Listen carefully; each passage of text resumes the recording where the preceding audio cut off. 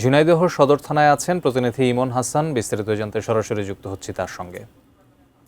এমন আমরা শুনেছি এই ঘটনার পর এনসিপির যে নেতাকর্মীরা আছেন তারা থানায় অবস্থান নিয়েছেন, সেখান থেকে আমাদের জানাবেন সেখানকার এখনকার কি অবস্থা। আমি আপনাকে জানিয়ে রাখি, ঝিনাইদহ সদর থানাতে তারা কিন্তু দুপুরের পরপর থেকেই অবস্থান করছেন নিরাপদ বেষ্টনীর মধ্যে। এখান থেকে তারা কিন্তু এখন পর্যন্ত বের হতে পারছেন না। কেননা হচ্ছে বাইরে বেরোলে একটা শঙ্কা আছে, আবারও হামলা হতে পারে এমনটা একটা ধারণা।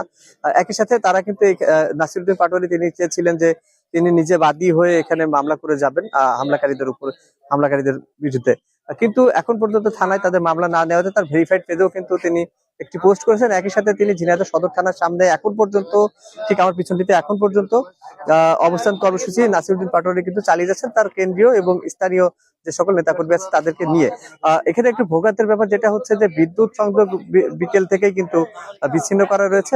বিদ্যুৎ সংযোগ না থাকার কারণে কিন্তু বিভিন্ন রকম কর্মকাণ্ড কিন্তু করতে একটা অসুবিধা হচ্ছে।